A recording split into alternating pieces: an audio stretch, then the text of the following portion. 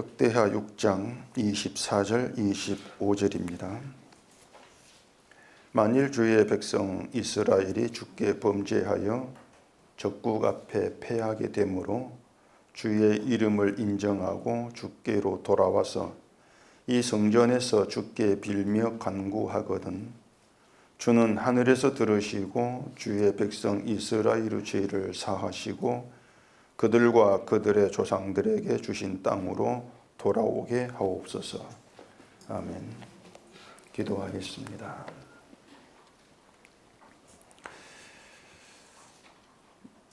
저희가 너무 미련해서 하나님의 일하심을 알 수가 없습니다. 우리는 내 중심에서 나를 위한 하나님의 일로 해석하고 또 걸어간 일을 구하지만은 성경이 증거한 하나님의 일은 오직 하나님의 영광을 위해서입니다. 오늘 시간 이 말씀을 들으면서 하나님의 영광을 위한 그 일이 우리에게 어떻게 이루어졌고 펼쳐지는가를 깨닫게 해주시옵소서. 예수님 이름으로 기도합니다. 아멘. 사람들이 그 십자가를 얘기할 때에 중점을 두고 또 주로 생각하는 것은 죄 용서입니다. 하나님이 우리 죄를 대신 지고 죽으심으로 우리 모든 죄가 사함받았다.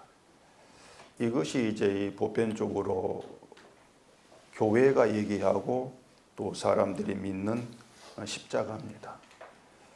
근데 여기에서 우리가 중요하게 좀 따져봐야 될 문제가 있어요. 뭔가 하면은 이 죄 용서가 누구를 대상으로 하느냐, 바로 그 문제입니다. 누구를 대상으로 한 죄 용서인가? 여기에 대한 그 분명한 인식이 있어야 되거든요. 우리는 죄 용서의 대상을 쉽게 결론을 내리고 생각을 합니다. 하나님 믿는 자다, 아니면 교회를 나오는 자다, 또는 나다. 그렇게 죄 용서의 대상으로 생각을 하죠. 내 자신이라고 하는 겁니다. 그런데 그렇게만 생각을 한다면 여기에는 중대한 오류가 있게 됩니다. 이게 뭔가 하면은 죄 용서 받은 자가 나다 했을 때에 그 죄 용서 받은 내가 누구인가? 이러한 생각을 하지 않고 그냥 넘어간다는 게 중대한 오류가 되는 거예요. 죄 용서 받은 내가 어떠한 존재인가, 누구인가, 이걸 반드시 좀 인식을 해야 되거든요. 근데 그러한 점에 대해서 생각을 하지를 않는다는 겁니다. 제가 지금 무슨 말을 하고 있는지 좀 잘 들어보셔야 됩니다. 하나님 말씀을 순종하는 것이 믿음이다, 이렇게 얘기하면서 그 믿음으로 자기 행함에 힘을 쓰고 또 자기가 행한 걸 자랑하는 그런 사람이 있다고 하십시다. 뭐 있다고 할 것이 아니고 거의 모두가 다 믿음을 그렇게 알고 있죠. 자, 믿음을 그렇게 알고 있는 사람이 내가 죄 용서를 받았다 이렇게 말한다면 그걸 과연 옳다고 할 수가 있냐고 하는 것입니다. 그러니까 예수님이 죽으심으로 우리에게 모든 죄가 사함 받았다는 것은 맞아요. 그게 십자가인 것도 그 사실이죠. 그런데 죄 용서를 그렇게 얘기하면서 그런 한편으로 자기 믿음을 자랑한다? 그렇다면 그 사람의 그 말한 죄 용서가 참되다고 할 수가 있냐고 하는 겁니다. 참된 것이 아니거든요. 자, 죄가 그 죄 용서가 누구를 대상으로 하는 것인가 물었는데 그걸 단순히 나로 생각하면은 안 된다고 하는 겁니다. 죄 용서는 당연히 죄 있는 자를 대상으로 합니다. 죄 있는 자에게 죄 용서가 성립이 되죠. 그런데 이 성경은 죄가 있다는 것을 어떻게 얘기하냐면은 하나님의 원수로 얘기를 해요. 죄 있다, 그 자체가 하나님의 원수라고 하는 겁니다.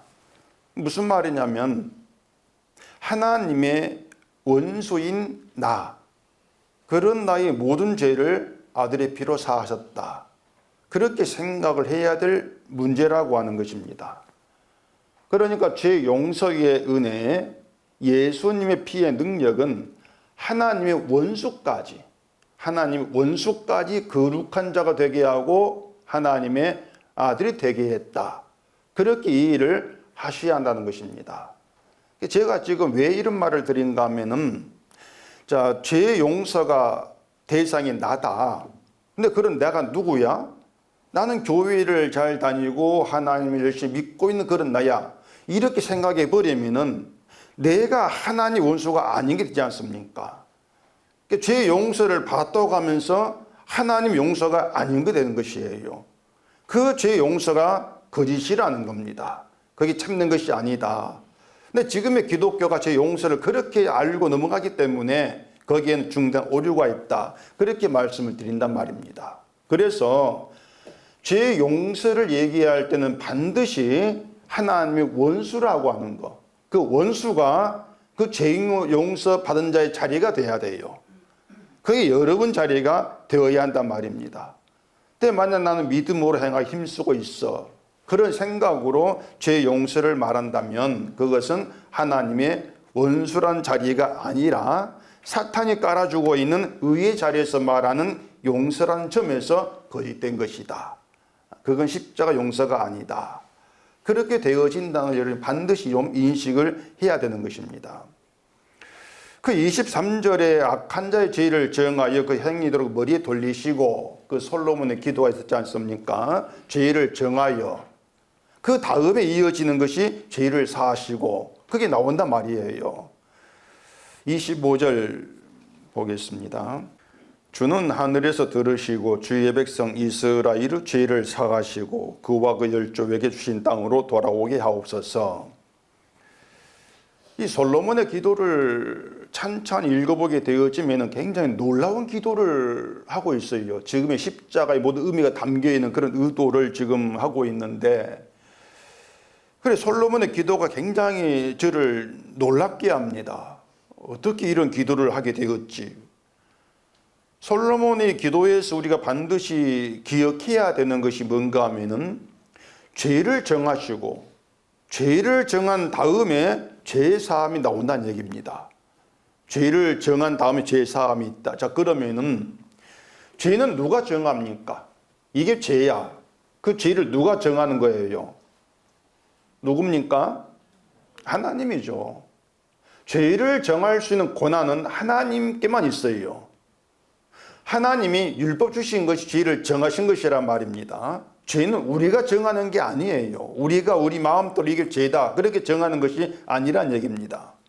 그런데 하나님이 죄를 정하실 때에 그럼 주의 종들은 그 죄에서 예외가 되었는가? 아니라겠지 않습니까?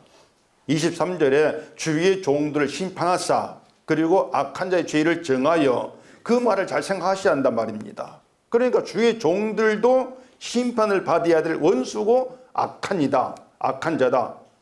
그게 솔로몬 얘기가 되는 것이에요. 그런데 우리가 죄를 정한다면은 이 주의 종들을 심판받을 악한 자로 이렇게 얘기를 하겠냐 말입니다. 우리가 죄를 정할 때에 저 목사도 심판받을 악한 자야 그렇게 안 하죠. 목사는 우리보다 믿음이 아주 좋은 분 이렇게 높이고 시작한단 말입니다. 근데 솔로몬의 기도 들어가면은 뭐 아브라함이든 모세든 사도 바울이든 주의 종들, 이런 사람들을 다 심판받을 악한 자로 그렇게 규정이 되는 것이에요. 사도 바울만 해도 교회에서는 본받아야 될 위인으로 높임받지 않습니까? 모진 고초를 겪으면서도 여기저기 선교를 다니고 복음을 전했다.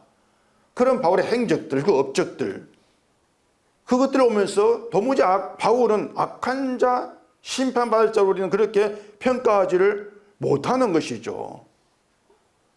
근데 성경대로 하면은 사도 바울도 주의 종이고 그 주의 종 그들도 악한 자다, 심판받을 자다, 이렇게 선언이 되어진단 말입니다. 이게 하나님이 정하신 죄의 시각이 되어지는 것이에요. 여기에는 바울이고 뭐고 아무 예외가 없습니다. 모두가 다 심판받을 악한 자로, 원수로 이렇게 규정이 된단 말입니다. 그런데 죄를 정하는 것 없이, 죄 정함이 없이 죄를 사하시고 이렇게 바로 그냥 나가게 되어지면은 죄 용서를 말하면서도 그 속에는 믿음의 행함, 믿음의 의가 남아서 박혀 있는 상태에서 용서가 나올 수밖에 없는 거예요. 그래서 나에게 죄는 있지만은 그래도 믿음의 행함도 있다. 그렇게 자기를 보게 되어지는 것이죠. 그런 죄 사함이 거짓이라고 하는 것입니다. 하나님이 죄를 정하신다는 것은 우리가 죄라고 여겼던 것들, 죄로 알았던 것들은 모두가 잘못되었다, 그 뜻입니다. 그런데 여러분들이 죄로 알았던 것 내려놓으셔야 돼요. 다 내려놓으신 가운데에서 하나님께서 죄로 정하신 건 무엇인가, 이걸 찾아가야 한다는 것입니다. 내가 행동 어떻게 하는가, 뭐 언행이 어떻는가, 이걸 찾아오면서 이건 죄다, 이건 죄가 아니다, 이렇게 구분하는 거, 그 자체가 잘못된 거예요. 그래, 교회가 인간이 행하는 모든 것이 죄라는 말을 받아들이지를 않는데, 왜 그런가 하면은 인간의 행함 속에는 하나님을 믿고 섬기기 위해서 하는 행동도 있다, 그 말입니다. 가령 뭐 예배 드리는 거, 이게 하나님을 섬기기 위한 행동이지 않느냐. 근데 그것도 죄냐, 그거예요. 헌금하는 것도 하는 게 바치는 행동인데, 믿음의 행위인데 이것도 죄냐. 그렇기 때문에 인간에겐 죄밖에 나오지, 죄만 나오고 모든 것 다 죄다, 이렇게 말할 때 그걸 누가 이 일을 하겠냐고 하는 것이죠. 결국에는 무엇이 죄고 무엇이 믿음인가를 교회가 정해버립니다. 하나님이 정하는 대로 따라가는 것이 아니라 교회가 정하는 거예요. 이건 죄고 이건 죄가 아니야. 근데 그게 잘못된 것이라는 것을 자각하지를 못하죠. 오히려 성경대로 하고 이렇게 믿고 있을 뿐이라는 얘기입니다. 결국에는 성경을 대충 보니까 그런 문제가 있을 수밖에 없어요. 전에 그 성경을 무턱대고 보고 무턱대고 믿는다, 이런 말을 제가 드렸는데, 그 무턱대고 믿는 거 여기에 대충이라는 것을 또 하나 집어넣읍시다. 대충 보고 무턱대고 봐요. 그게 지금의 그 교인들의 그 실상이죠. 이스라엘이나 유다 사람들의 잘못도 죄를 자기들이 정한 것입니다. 성전 나와가지고 제사하는 것을 하나님을 섬기는 믿음으로 그들은 받지 않습니까? 의로운 것으로. 그리고 율법을 행하지 않는 걸 죄로, 그렇게 그들을 정했단 말입니다. 그러니까 그들이 죄를 정한 그 시기에 보면은 성전에서 열심히 제사한 자기들은 죄에서 멀어지죠. 하나님을 섬기는 믿음에 있다, 이렇게 자기를 평가하게 되는 것이고 하나님 백성으로 자기를 보게 되어진단 말입니다. 그렇기 때문에 그런 그들에게는 죄 사함을 위한 제사는 필요가 없는 거예요. 그래서 제물 들고 나온 것을 죄 사함으로 보는 것이 아니라 자기 열심과 정성을 바치는 섬김으로, 믿음으로 이렇게 봤단 말입니다. 근데 그걸 하나님은 죄로 정하신 것이에요. 그런 이스라엘과 유다의 그런 신앙관이 지금의 사람들과 다르지가 않은 것, 똑같은 시각 가운데에서 하나님을 믿고 있다, 그렇게 착각을 하고 있을 뿐이라는 얘기입니다. 예배라고 하는 걸 자기가 하나님 믿고 섬기는 열심으로, 믿음으로 사는 것으로 이렇게 생각하는 게 그렇고, 그렇기 때문에 그 예배가 왜 죄가 되는가를 모르죠. 그러니 죄 사함 받았다, 죄 용서 받았다, 이렇게 얘기하면서도 여전히 자기 자랑이 있고 자기 믿음이 살아있는 그런 인간의 자리에 있지 않습니까? 하나님은 그걸 죄로 정하신다는 것을 몰라요. 인간이 살아있는 거, 인간이 자기 걸 주장하는 것을, 자기 걸 들고 나오는 걸 몽땅 죄로 규정하는 겁니다. 제가 뭐 길게 말씀을 드렸는데 한마디로 요약하면은 자기를 위해 산 자기 사랑이 죄라고 하는 겁니다. 그게 하나님이 정한 죄예요. 그 리처드 도킨스라는 사람이 만들어진 신이라는 그 책을 썼어요. 이게 두꺼운 책인데, 그 사람이 하는 말이 신은 인간의 필요에 의해서 만들어졌다는 것입니다. 물론 그 사람은 성경에 증거한 하나님을 모르죠. 그럼 무신론자예요. 신이 없는 자예요. 그걸 알지 못하고 그냥 인간들이 믿고 있는 그 하나님을 생각을 하고 이제 그런 말을 하고 있는 겁니다. 그래서 사람들이 하나님 믿고 있는 걸 보니까 모든 게 자기가 필요한 대로 필요에 따라 흘러가더라는 것이 믿음이라고 하는 것이. 내 필요 때문에 하나님 찾더라. 인간이 필요해서 하나님을 찾고, 인간이 필요해서 예배드리고, 인간이 필요해서 기도하고, 그런 현실 속에서 결국 인간의 필요에 의해 만들어진 신이다. 그게 그 사람 말이었습니다. 그게 이제 성경에서 말하는 우상이죠. 그게. 우상이 인간의 필요에 만들어진 신인 것이에요. 그런 점에서 이제 리처드 도키스 그 사람의 말은 맞죠. 근데 이 사람이 쓴 책이 또 하나 있습니다. 이기적인 유전자. 그런 책인데 거기에 또 어떤 말을 했는가 하면은 인간의 유전자는 이기적이다. 그런 말을 했어요. 여러분 유전자라는 말 뭐 들어보셨죠? DNA라고. 근데 우리가 주로 알고 있는 유전자는 이제 범죄 수사할 때 유전자 이제 검사해 가지고 범인을 잡는다든가 아니면은 드라마에 자주 나오는 얘기가 있죠. 이 애가 네 자식인가 의심될 때 유전자 검사해 가지고 이제 뭐 99.9% 일치합니다. 아니 불일치한다. 그렇게 네 자식이 이렇게 알아가는 이제 그런 정도로 알고 있단 말입니다. 뭐 우리가 유전자에 대해서 따로 공부하지를 않았으니까 그냥 그 정도로 아는 게 전부라고 할 수가 있는데 그 실제 유전학을 공부한 사람이 유전자에 대해서 놀라운 말을 하는 걸 제가 들은 적이 있습니다. 그 TV에 보면은 그 문과 교수하고 이과 교수가 나와가지고 이제 과학 지식에 대해서 얘기하는 그런 프로그램이 있어요. 그 제목은 제가 안 냅니다. 그냥 그런 프로가 있어요. 거기에서 그 카이스트의 유전학 그 교수가 유전자에 대해서 이야기를 하는데 그 남자와 여자가 서로 사랑하는 게 유전자 때문이다. 이런 말로 이제 시작을 해요. 우리는 그 남녀 사랑이 단지 하나의 그냥 사람의 감정으로 그렇게 우리는 알고 있지 않습니까? 근데 이과는 유전자로 얘기를 해요. 유전자 때문이다. 나와 다른 유전자를 가진 사람에 끌리게 하는 것이 유전자다. 그렇게 얘기를 합니다. 그리고 이제 또 하는 얘기가 고모가 있고 이모가 있을 때 대개 사람들은 고모보다는 이모가 더 친하다. 맞습니까?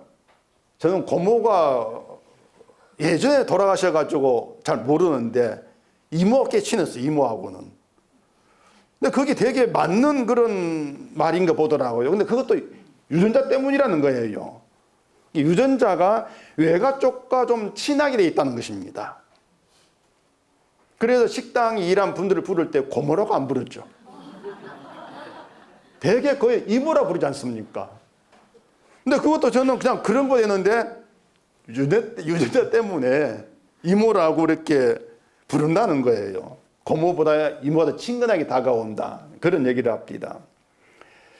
이런 말을 거기에 이제 참석한 다른 이과 교수는 공감을 합니다. 이과 교수는 공감하는데 문과 사람들은 이 정말 그런 표정이에요. 이게 맞나? 제가 또 아주 흥미있게 들은 내용이 있는데 유전자가 어쨌든 내 몸이니까 내가 유전자의 주인이다. 이렇게 생각을 한다는데 사실은 우리 몸이 유전자에 의해서 사용된 도구라는 겁니다. 유전자가 나를 사용한다는 것이에요. 우리 몸은 유전자에 의해서 움직이는 로봇이다. 이렇게 또 얘기를 합니다. 우리가 왜 자녀를 사랑하고 자녀를 희생하는가? 또 이런 말을 또 해요. 자식이라고 해도 결국은 나와 다른 개체인데 나는 나고 자식은 자식이 다른데 왜 사랑하느냐? 한번 답해 보세요. 왜 사랑합니까, 자식을? 왜 사랑합니까? 우리 생각이 난 네 자식이니까 내가 낳은 네 자식이니까 사랑하지. 그게 우리 답이니까 아니 왜 사랑합니까? 이 물음 자체가 이상한 거예요. 근데 내 자식이 사랑하는 이게 문과 시각이라는 거예요. 이게 문과다. 그래, 문과적으로는 답이 없어요. 그냥 내 자식이 살아간다. 이게 답이에요. 이과는 다르게 얘기합니다. 내가 낳았다는 것하고 사랑한다. 여기 어떤 연관이 있다는 거예요. 뭐 저도 그런 문제 생각해 본 적이 없는데, 그 이과가 말하는 답이 뭔가 하면은 자식이라서 사랑하는 것이 아니고 내가 낳은 자식에게 내 유전자가 절반 들어있다는 거예요. 그래서 사랑한다는 것입니다. 사랑하게 된다. 그런 말에 또 문과 교수는 동의하기 어렵다 이렇게 나오죠. 황당한 그런 표정이죠. 문과 시각과 전혀 다르니까. 그런데 진짜 놀라운 말을 하는데, 무슨 말이냐, 앞서 말한 건 리처드 도킨스라는 사람이 한 말대로 인간 유전자는 이기적이다. 사람이 자기 중심적이고 이기적인 이유도 유전자 때문이다. 이렇게 얘기를 하는 것입니다. 그러니까 사람이 이기적이야 이렇게 말하는 것은 문과 시각이고, 그런 시각에서는 사람 성품과 어떤 성질에 따라서 이기적인 모습이 나온다 이렇게 보는데, 이과 교수는 사람이 이기적이 아니고 유전자가 이기적이다 이렇게 나오는 거예요. 모든 유전자가 이기적이기 때문에 모든 사람이 이기적이다. 제가 그 말을 듣고 있으면서, 자, 성경에 의하면은 모든 사람 자기만 사랑하고 자기를 위해 사는 이게 존재로 나와요. 그게 성의 인간이란 말입니다. 이것이 사탄의 유혹으로 선악과를 먹고 뭐 선악 지식이 있게 된 인간 죄라고 늘 말씀드리는데, 저는 그게 유전자 문제로 연결되는지 그걸 꿈에도 몰랐습니다. 이기적이라고 하는 건 인간의 본성이거든요. 그렇기 때문에 이기적이지 않은 사람이 없어요. 근데 그것이 유전자가 이기적이기 때문이라는 것인데, 그렇게 되면 단지 인간이 악하다 이런 말을 넘어서 유전자가 악한 것이죠. 유전자가 악해요. 자, 여러분, 인간의 죄는 자기 사랑입니다. 자기를 위해 존재하는 것이 하나님이 정한 죄예요. 자기를 위해 모든 행한단 말입니다. 그런데 유전자가 이기적이라면 인간의 자기 사랑은 결국 유전자에 의한 것이다. 이런 논리가 된단 말입니다. 그런데 유전자가 정말 이기적이면 충분히 맞는 말이에요. 자, 보세요. 우리가 이웃을 사랑한다, 하나님을 사랑한다, 이것이 그냥 안 된 일이야 이렇게 생각을 넘어서 유전학적으로 불가능하다 이런 뜻이 됩니다. 내가 아니라 이웃을 사랑하고 내가 아니라 하나님을 사랑하는 것은 우리 유전자로는 안 된다는 얘기예요. 이기적인 유전자니까. 그러면은 예배 드리는 것 죄다, 그 말이 또 가능해져요. 왜 그런가 하면 순전히 하나님을 위해 예배한 사람은 없다, 그 뜻이 되는 거예요.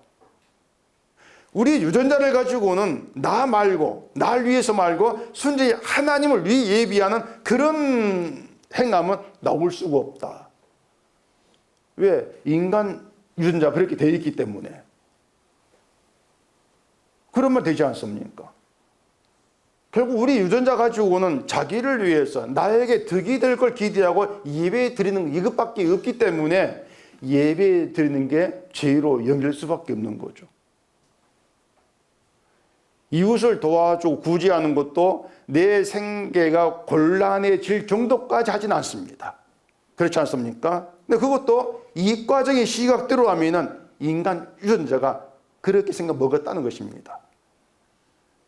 우리 유전자가 자기를 파괴하게 하면서까지 남을 도와주는, 그렇게 나오지를 아니한다고 하는 거예요. 그렇기 때문에 구제를 해도 그것은 믿음이 아닌 게 되죠. 결국은 인간으로는 믿음이 가능하지 않다, 이것이 유전학적으로 증명이 돼버리는 거예요. 그렇게 오면은 인간은 자기를 위해 내가 필요해서 하나님을 찾는 존재라고 하는 거, 이게 유전학적으로 설명이 되더란 얘기입니다. 저는 인간의 죄 문제나 인간에게 믿음이 가능하지 않다고 하는 거 이렇게 유전학적으로 과학으로도 이야기가 될지 미처 몰랐어요. 그래서 제가 그 얘기를 굉장히 재미있게 들었는데, 자, 그럼 유전자가 어쨌든 이기적 해보십시다. 유전자가 이기적이다. 그럼 하나님이 죄를 정하셨을 때에 그 죄를 내 죄로 받아들이고 나를 죄인으로 인정하게 되는 것이 인간의 힘으로 가능하겠습니까? 가능하지가 않아요. 우리 유전자 가지고는 안 되니라 그 말입니다. 이기적이고 나를 보존하고 나를 번식하는, 나를 지키는 그런 것밖에 모르는 우리 유전자가 나를 죄인으로 여기고 심판받을 자로 인정하는 것, 그건 인간으로서는 가능하지 않다. 우리 유전자 그렇게 생겨 먹었다, 그런 얘기가 돼요. 인간으로는 안 된다. 그러니까 나를 죄인으로 알고 저주받을 자로 고백을 하는 그런 유전자는 우리에게 없다는 것이에요. 만약에 자기를 죄인으로 고백하는 유전자가 우리에게 있다면은 유전자는 이기적이다, 이 과학이 무너질 수밖에 없죠. 어쨌든 이과는 인간의 속을 뜯어본다, 이게 참 좋습니다. 인간의 속을 뜯어봐요. 문과는 인간을 뜯어보지 않습니다. 안 뜯어봐요. 그냥 겉으로 드러나는 이것만 가지고 인간 연구 해석하는 게 전부죠. 이게 철학의 한계예요. 근데 인간을 뜯어보니까 유전자가 있다. 그 유전자를 뜯어보니까 이기적이더라.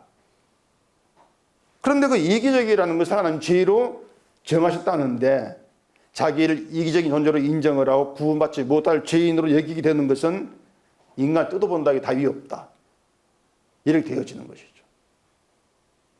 인간이 할 수 없는 그런 일이 되어지는 거예요. 자기 부인이라고 하는 것이. 그런 점에서 하나님으로만 되는 신비한 일입니다. 자기를 부인한 신자로 나온다는 것이 하나님으로만 돼요. 그리고 죄 사함은 바로 자기를 진심으로 죄인으로 여기는 것이고, 자기 의라고 하는 것이 전 남아있지 않은 그런 자기 베풀어진 은총의 사건이 되는 것이죠. 보면 24절 봐보십시다.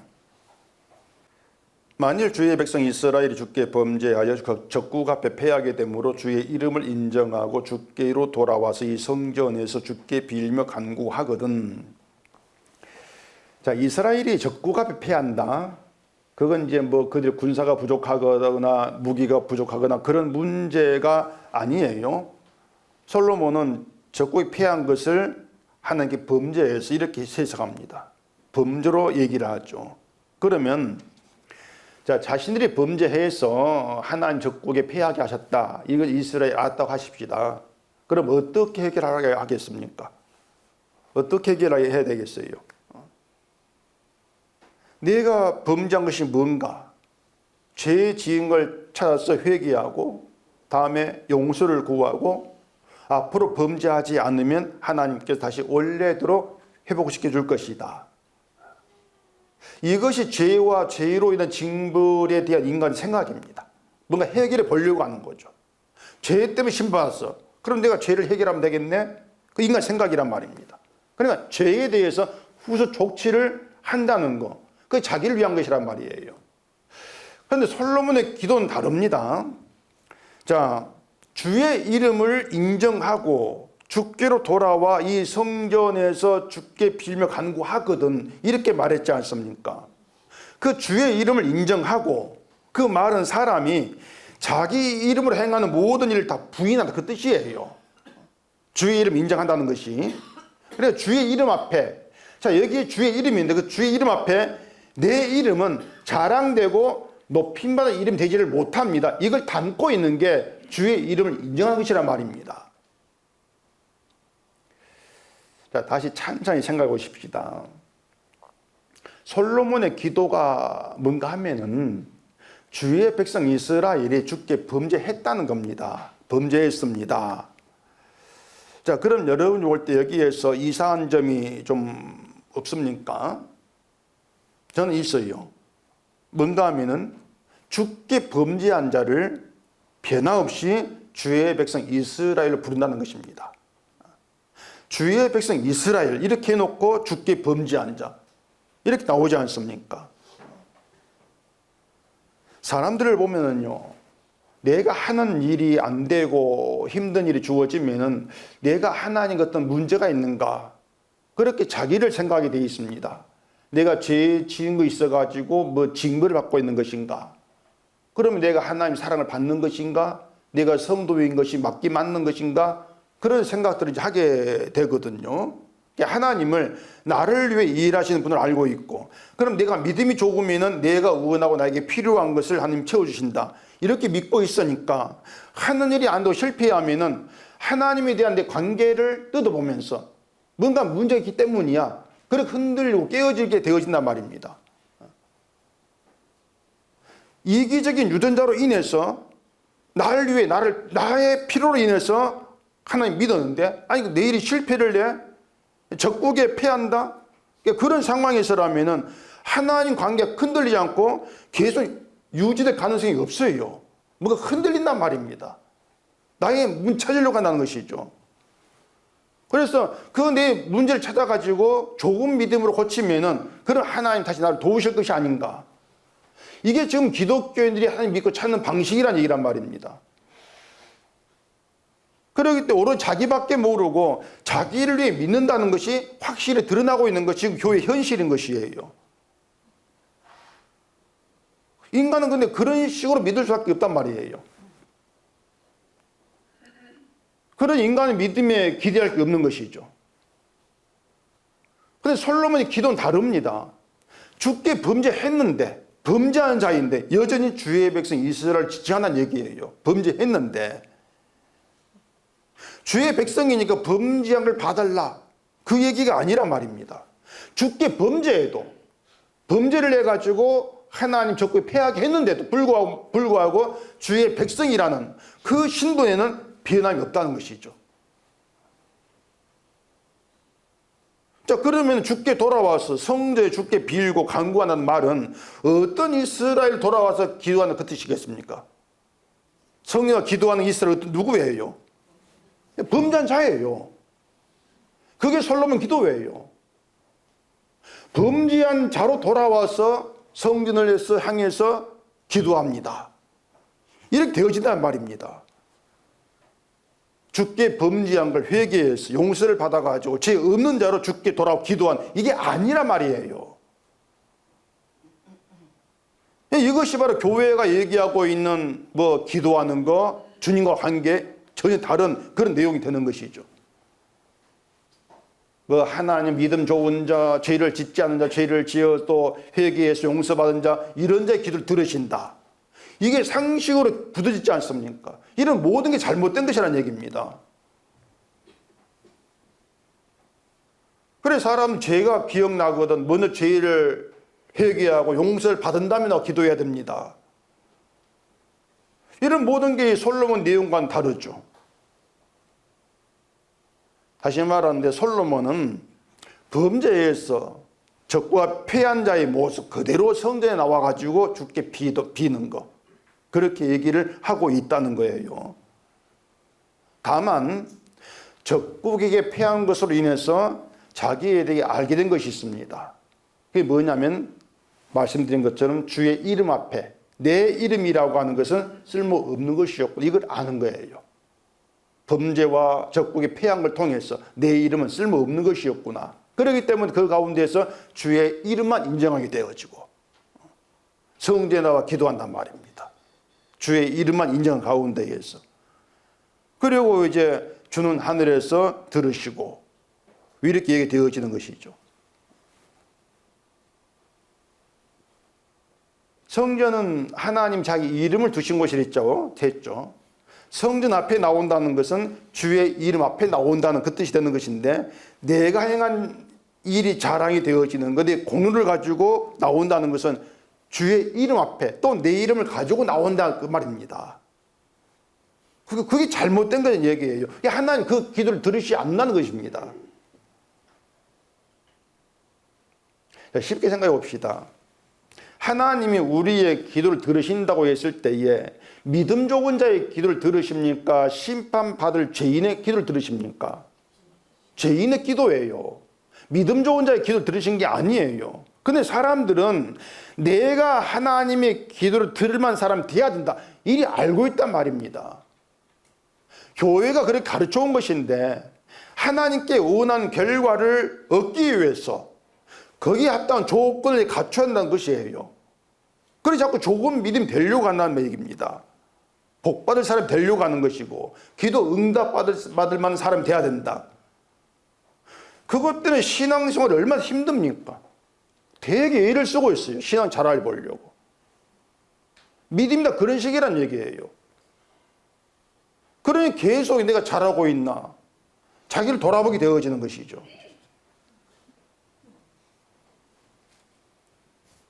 25절 그 뒤에 보면은 그들과 그들의 조상들에게 주신 땅으로 돌아오게 하옵소서, 이런 말이 있거든요. 하나님이 주신 땅, 약속의 땅, 복의 땅입니다. 자, 유다를 적국이 피하게 했습니다. 적국의 땅으로 포로로 보냈습니다. 다시 돌아오게 합니다. 그러면 하나님이 준 약속의 땅으로 다시 돌아오는 유다는 범죄에서 적국에 패한 유다 그도로인가, 아니면 변화가 되어가지고 범죄하지 않게 된 유다인가? 어느 쪽이에요? 유다 그대로란 말입니다. 유다, 범죄한 유다 그대로 돌아오게 하는 거예요. 근데 이런 문제에 대해서 한국교회가 엉망으로 이제 가르쳐 놓은 것이란 말입니다. 적국에 패하고 포로 되었을 때와 다시 돌아오긴 유다는 다르다, 같으면 안 돼, 그 뜻이란 말이에요. 달라야 돼. 변해졌어야 돼. 변한 것이 없이 범죄할 때 유다 그도 돌아온다, 이걸 이해를 못하는 것이죠. 인간의 유전자는 변하지가 않아요. 그게 유전학 교사 그 말이었어요. 인간 유전자 변하지가 않는다. 그러니까 이익과 논리에, 그 유전학 논리에 따르면은 성화란 개념 가능성이 없어요. 유전자 자체가 안 되는 것이란 말입니다. 자기만 사랑하는 인간이 포로가 되어서 70년 동안 고생을 해가지고 자기 사랑이 사라진 그런 인간 바뀌겠단 말입니다. 안 바뀌잖아요. 성전에서 주께 빌고 간구한 사람, 착한 사람도 아니고 믿음 좋은 사람도 아니에요. 다 아니에요. 그냥 범죄 받아가지고 심판을 받아야 될 하나님 원수, 그 인간뿐이에요. 그것만 생각하시란 얘기입니다. 이런 사람으로 주께 빌고 간구하거든 주는 하늘에 들으시고, 이렇게 말하는데 이제 중요한 내용을 제가 말씀을 드릴게요. 심판을 받아야 될 죄인의 간구를 하나님이 하늘에서 들으신다면 그 들어주는 근거가 있어야지 않겠습니까? 왜 들어주는지. 그냥 듣는 게 아니거든요. 근거가 있어야 돼요. 무조건 뭐 성령 기도해서 들어줄게, 그게 아니란 말입니다. 들어주시는 근거를 분명히 알아야 되는데, 그 근거가 뭐냐면은 주의 이름을 인정하고 주께 나오는 것이에요. 주의 이름을 인정한다. 그 주의 이름으로 하신 일이 언약을 이루는 것이라고 말씀드렸죠. 다른 말로 말하면 말씀 완성이에요. 그리고 말씀의 완성을 제물이 피 흘리고 죽는 것으로 보여준 것이 성전이란 말입니다. 제물이 죽는 게 말씀 완성이에요. 그러면 하나님이 범죄한 자의 기도를 들으신다면 그 근거가 뭐겠습니까? 구약에서는 희생제물의 피고 신약에서는 예수님 피죠. 이게 근거예요. 그것이. 예수님의 피를 보시고 범죄한 자의 기도 들어주신단 말입니다. 그래서 예수님의 이름으로 기도하는 것은 말씀을 다 이룬 주의 이름 앞에서 내가 행한 어떤 일도 선하고 의롭고 믿음이 될 수 없습니다. 그걸 인정하는 것입니다. 그게 주의 이름으로 기도하는 것이에요. 그래서 자기 행한 일을 자랑하는 바리새인식 기도는 듣질 않으시죠. 왜냐하면 주의 이름을 인정하는 게 아니니까. 바리새인들은 자신들이 하나님께 복받을 근거가 나에게 있다, 그런 사고방식이지 않습니까? 그게 주의 이름을 인정하지 않는 것이고 언약을 믿지 않는 것이 되어진단 말입니다. 만약 이런 종교인의 기도를 들어주는 그런 신이 있다면 그건 사람의 피로 만들어진 신이죠. 인간이 만든 신이에요. 우상. 그런 사람들은 제사함을 단지 나의 구원에 필요한 것으로 그렇게만 받아들인단 말입니다. 죄를 사하시는 능력이 되는 것은 제물의 피예요. 제물의 피가 능력이에요. 그러면은 이스라엘의 죄를 사하시고 그들과 그들의 조상들에게 주신 땅으로 돌아오게 하옵소서 이렇게 기도하는 것은 단순히 예전 살던 고향 땅으로 돌아가게 해달라 그 뜻이 아니고 심판을 받아 마땅한 자의 죄를 사하는 능력이 되는 제물이 필요 감사하고 주의 이름을 높이면서 더 이상 내 이름을 위해 살지 않는 그런 땅이 되게 해달라. 그런 기도가 되어진단 말입니다. 그게 진짜 성도의 기도예요. 그냥 더 이상 주의 이름 앞에서 내 이름을 높이지 않는 그런 자로 나를 살게 해주십시오. 주님의 이름만 자랑해 주십시오. 그런 가운데가 되어지는 거죠. 그게 진짜 주의 이름의 기도란 말입니다. 그런 점에서 성전을 향해 기도하는 솔로몬의 기도가 지금 우리가 예수님의 이름으로 기도하는 것과 같게 되는 것이죠. 예수의 피로 죄 사함 받았다는 것은 이제 내가 죄인이라는 걸 생각지 마라 그 뜻이 아닙니다. 죄 사함은 죄를 용서해서 천국 보내겠다 이런 뜻으로 베풀어지는 것이 아니고 죄 사함의 능력과 은혜를 감사하고 증거하게 하겠다. 그 뜻이 담긴 죄 사함입니다. 예수의 피로 죄가 용서되었는데도 나를 죄인으로 보는 것은 아직 죄 사함 은혜를 받지 못했기 때문이다. 이렇게 말하는 게 구원파예요. 그런데 구원파는 회개하면 그 구원받지 못한다 이렇게 말합니다. 왜 죄 사함 받아 왜 회개를 해? 이렇게 나오죠. 물론 구원파가 아니라 해도 죄 사함을 예수 믿을 때에 과거 일로 치부해 버리는 거 원죄락하면서 이게 지금의 교회라고 할 수가 있는데 이 모든 것들이 우리를 심판받을 자로 주 앞에 나오게 하셔서 죄 사하시는 그 이유를 모르기 때문에 그런 것입니다. 죄인된 나 때문에 죄 사함이 있는 것이 아니고 하나님이 자기 이름으로 행하신 십자가를 자랑하라고 그 십자가를 증거하기 위함이라는 그걸 위한 죄 사함이라는 그걸 모르는 것이죠. 다시 말할게요. 죄 사함은 우리를 용서해 구원받게 하겠다. 우리를 위한 죄 사함이 아닙니다. 십자가를 자랑하라고 십자가의 그 피를 증거하는 오직 그 용도로 너를 죄 사한다. 그 이유 때문에 하나님 원수로 나오게 하신단 말입니다. 범죄하는 나오게 하신 그 이유가 되는 것이에요. 그렇게 십자가를 자랑하는 것이 하나님 인정한 선한 일이기 때문에 인간의 선함은 우리의 선함은 주위에 필요가 없습니다. 우리의 선함을 가지고 할 수 있는 게 아무것도 없어요. 그냥 내 이름을 높이는 것밖에 없죠. 오히려 내 선함을 앞세워가지고 죽게 나오는 그냥 사탄에게 이용당하는 사탄의 도구죠. 그냥. 그렇게 보시면 되는 거예요.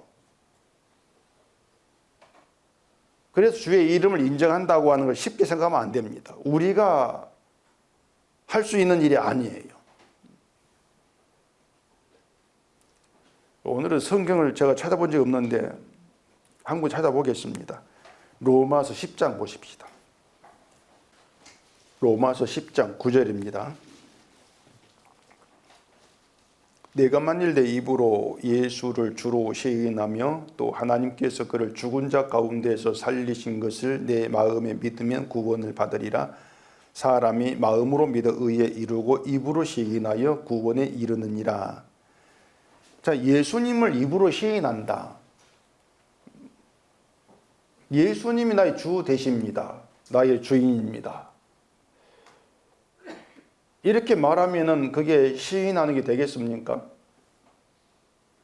그게 입으로 시인하는 게 되어지는 것이라면은 주를 시인하는 문제는 어려운 게 아니잖아요. 아무나 할 수 있는 거지 않습니까? 예수가 주라고 하는 것은요, 내가 나의 주가 아니라 그 뜻입니다. 나는 내 주인이 아닙니다. 그게 예수가 주이십니다. 주입니다. 그 의미가 되는 거예요. 근데 사람들은 자기가 자기의 주가 되어 살아가지 않습니까? 그게 유전자라니까요. 내가 내 주인이에요. 내가 나의 주가 되어 있기 때문에 예수를 주로 시인하는 그런 인간은 없습니다. 그런 시인이 인간에게 나올 수가 없는 거예요. 뭐 유전자를 따르고 뭐 짜라가지고 다른 유전자를 뭐 끼워놓고 집어넣고 그런 말도 하던데, 예수를 주로 시인하는 것은 그런 유전자 조작 가지고도 안 돼요. 왜냐하면 그런 유전자 우리에게 없으니까. 아예 없어, 우리에게는. 그래, 그런 유전자를 집어넣을 수가 없단 말입니다. 그런 예수를 주로 시인한다? 그러니까 하나님 능력으로 계속할 수밖에 없는 거죠. 인간으로 안 되는 질. 그래서 예수를 주로 시인하는 것은 범죄한 자, 실패한 자의 자리에서 이 일을 해야 돼요. 실패한 자리에서 심판받을 자로 주를 바라보게 되어지면 결국은 내가 할 수 있는 사라집니다. 그리고 주가 이루신 일만 다가오는 것이에요. 주의 일하심으로 죄사함이 있고, 심판받을 자신이 죄 없는 자라고 도무지 받아들일 수 없는 놀라운 권세 아래 내가 있게 되었다. 이게 새로운 세계예요. 내가 한 일이 아니고 주가 이루신 그 일로 인해서 죄사함 받았고 거룩한 성도 존재하는 것.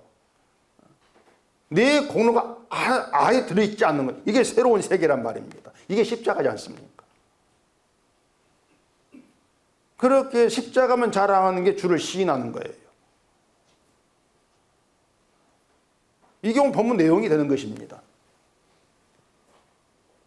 그래서 솔로몬의 기도에서 먼저 생각해야 되는 것이 주께 범죄한 자, 그래서 적구가 패한 자, 그들을 주의 백성 이스라엘로 지칭하고 시작한다는 것이에요. 그 역대하에서는 적구가 패한 것으로 끝난 것이 아니고 포로된 것으로 이어지지 않습니까? 유다 백성의 신앙의 근간이었던 성전 다 부서져 버린 상태입니다. 그야말로 망가질 대로 망가진 유다. 그런 유다인데도 주의 백성으로 불려진다는 거예요. 그럼에도 그 의미를 우리가 알아야 되죠. 주의 백성은 이스라엘, 인간이 잘해서 얻어진 그런 관계가 아니라는 것입니다. 처음부터 하나님 언약 안에서 선택으로 되어진 주의 백성이다.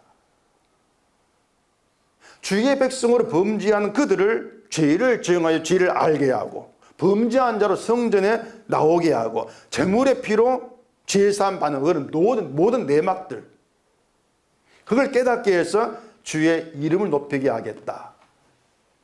주의 이름만 찬송하게 하겠다. 이게 하나님 일입니다. 그게 성도를 향한 하나님 일이죠. 창세 전에 선택한 성도라고 하는 것도 범죄한 자로 시작합니다. 성도인데 범죄한 자예요. 심판을 받을 자란 얘기입니다. 왜 그런지 그 내막 우리가 놓치면 안 되는 거예요. 우리가 어떻게 살든 십자가에서 주의 피를 바라보고 주의 이름을 부르게 하겠다는 것. 이게 하나님의 일하심입니다. 그런 용도로 우리가 부름받아 나온 것이죠. 그러니 내가 범죄를 했나, 죄를 뭘 지었나, 이제 어떻게 해결할까, 그렇게 나온다는 것 자체가 주의 이름을 인정하지 않는 악한 자의 모습으로 드러날 수밖에 없다는 얘기입니다. 늘 우리에게 나오는 죄 가운데에서 내가 있을 자리는 죄인, 심판받을 자, 하나님 원수라고 하는 것, 그 자리에서 나올 생각하지 마세요. 그냥 그 자리에 붙들려 있는 가운데에서 이런 나에게 베풀어진 하나님 놀라운 은총의 사건들, 그 십자가 일들, 그걸 바라보시면 되는 겁니다. 그리고 죄사함이라고 하는 것이 날 구원해서 천국 보내겠다, 그런 의도가 아니고 오로지 그 죄사함 가운데에서 하나님 은총과 그 사람 깨닫게 해서 그것만 높이게 하겠다. 아, 이게 하나님 일이구나. 그걸 알고 주의 십자가로 감사하고 살아가는 게 성도입니다. 그래서 성도는 범죄한 자예요. 이건 변하지가 않습니다. 늘 자기 사랑 가운데에서 나만 바라보고 살아가요. 그럼에도 주의 피의 능력이 나를 붙들고 있고 용상 가운데 있게 하시는 오직 그 은혜만 바라보고 그 은혜만 높이는 우리가 되어지기를 바랍니다. 기도하겠습니다. 우리 아버지 하나님, 아무짝에 쓸모없는 게 우리입니다. 하나의 원수로 드러나고 원수라고 말할 것밖에 없습니다. 그런 우리를 주의 백성이라, 주의 성도라 이렇게 부르신 것 이유가 원수된 자리에서 베풀어진 하나의 은총, 그 사랑을 깨닫게 해서 오직 그것만 높이게 하는 용도로 사용하는 의미라는 것을 알게 하시고 오직 주만 바라보고 주의 끝만 높이고 살아가는 성도의 길로 가는 저희가 되게 하시옵소서. 예수님 이름으로 기도합니다. 아멘.